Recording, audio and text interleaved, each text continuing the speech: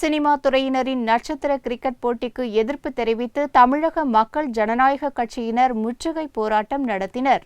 தென்னிந்திய நடிகர் சங்கத்திற்கு புதிதாக கட்டடம் கட்டுவதற்காக திட்டமிடப்பட்டு அதற்கு நிதி திரட்டுவதற்காக பல்வேறு ஏற்பாடுகள் செய்யப்பட்டு வருகின்றன. நிதி திரட்டும் முயற்சியாக சென்னை சேப்பாக்கம் மைதானத்தில் ஞாயிறன்று சினிமா துறையினர் பங்கேற்கும் நட்சத்திர கிரிக்கெட் போட்டிகள் நடந்தது. இதற்கு எதிர்ப்பு தெரிவித்து சேப்பாக்கம் மைதானம் அருகே தமிழக மக்கள் ஜனநாயக கட்சி சார்பில் முற்றுகை போராட்டம் நடந்தது.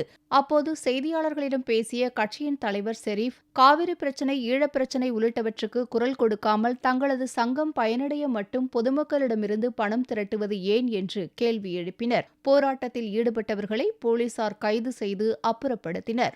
சென்னை வெள்ளத்திற்கு வராத நடிகர் சங்கம், காவிரி நீர் பிரச்சனைக்கு வராத நடிகர் சங்கம், ஈழப்பிரச்சனைக்கு வராத நடிகர் சங்கம், இதெல்லாம் மக்களுடைய பிரச்சனை, இது நடிகர்களுடைய பிரச்சனை இல்லை என்று சொன்ன நடிகர் சங்க தலைவர் நாசர் அவர்கள் இன்றைக்கு தங்களுக்கு கடன் என்று வந்தவுடன் தமிழக ரசிகர்களை தேடி, தமிழக மக்களை தேடி இந்த மக்களை கொள்ளையடிக்கிற வேளையிலே இறங்கியிருக்கிறார்.